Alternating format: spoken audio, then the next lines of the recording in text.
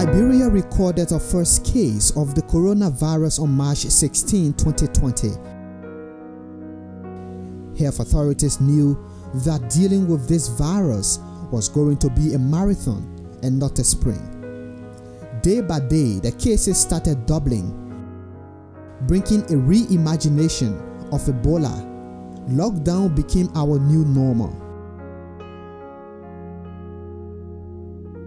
Few months later, we started living life we probably took for granted. Here comes a third wave with killer variants.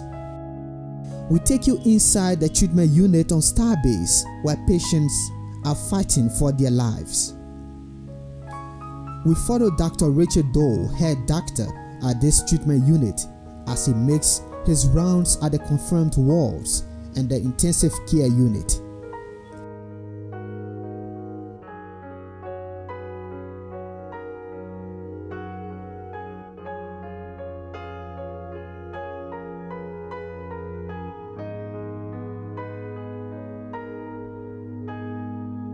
So I was checking his oxygen saturation to know the level of oxygen that he has with running through his system. And he came in quite a bad condition. So usually the saturation should be, of a normal person should be 97, 98, 99. But his saturation was sitting at 71%.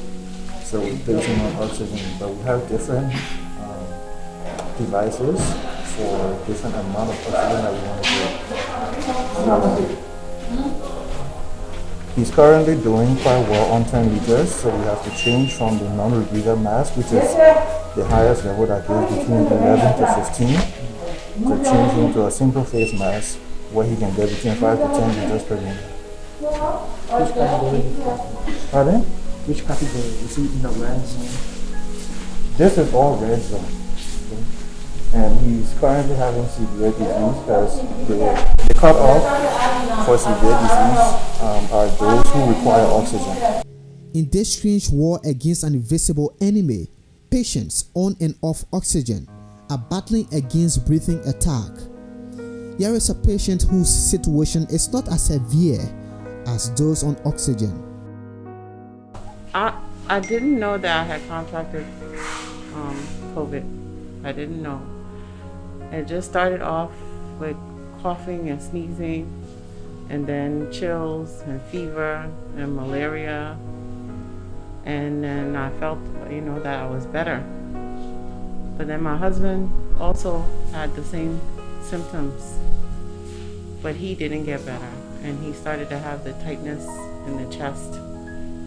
And I took him to JFK on June 12th. Well, before I took him to JFK, I took him to Fidelity. And then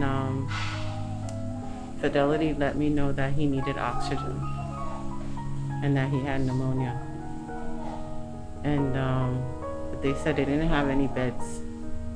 And I begged them, I cried. I said, can you please put him on oxygen if you have the oxygen? They said no. I said, just find a space on the corner. They said no. So we went over to JFK and got him on oxygen, but there was no space. So he stayed in the ER for 3 days until the 15th. And Dr. Brown made a call, and based on my husband's condition, it was not good. And we came here to Starbase. Oh my God. Especially when I was at JFK, I cried for so many people. Seeing people lose their lives because they came and there was no space or there was no oxygen. It was heartbreaking. And coming here, I haven't seen it, but you don't have to see to know that people need. It is very emotional. It's very taxing. It's been very taxing. This is very real. This is real, very real. I don't think any of these people that are in these rooms and people that are on oxygen, I don't think any of them feel like it's unreal. Only somebody who's not experiencing this, or someone who doesn't have a family member or a friend that's in here that's experiencing, they're the only ones who's going to believe that it's not real. Nurses and doctors in the treatment unit are adding humanity to service, making choices they cannot avoid just to save lives. I feel so comfortable to help them because they are my Liberian brothers and sisters, fathers. Because if I don't help them, who will going to help them? Yes, I'm a mother, I have family who have to take the risks to save other lives. Like, you see, sometimes people can have to help to change the pamper, help them to even sponge bath them. I cried 2 days ago where I lost 2 patients that we catered to over 3 weeks, and they were responding later on their condition changed. So even that very day I got sick.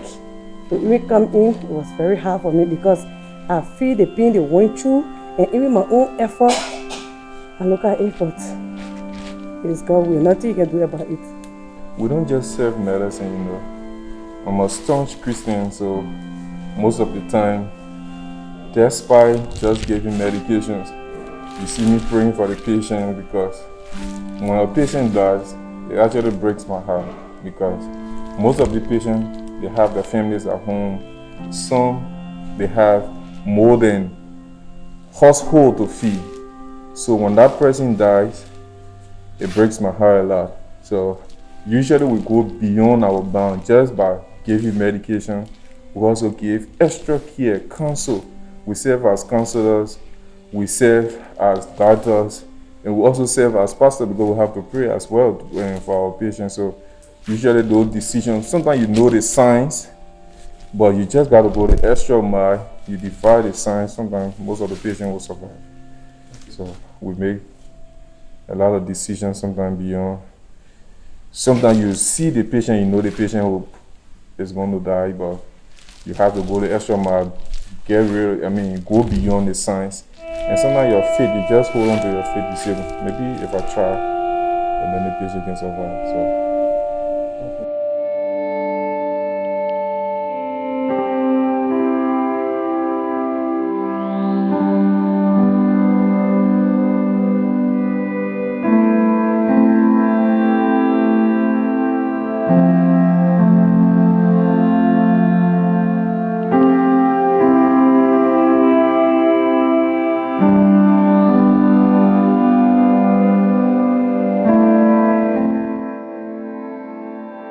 Not many are lucky enough to survive the wrath of COVID. The Chief Medical Officer, Dr. Francis Kitty, explains the process of disinfecting the dead and health workers disposing the body. What you've just seen here is that someone has expired, and it's so sad. And like the nurse was just telling you, after doing everything and that person expires, it becomes difficult. But what you saw is a process and procedure.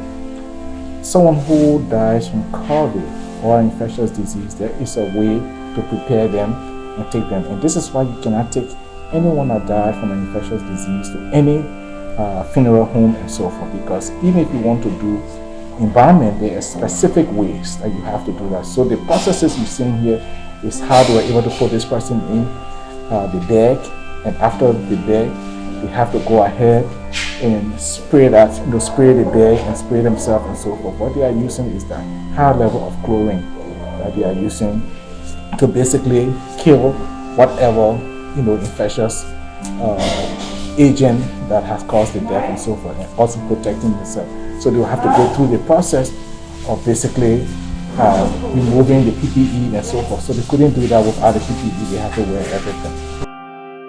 Those recovering from COVID-19 will never win their battle without the sacrifices of health workers on the front line. To avoid experiencing this battle, follow the health protocols and stay safe.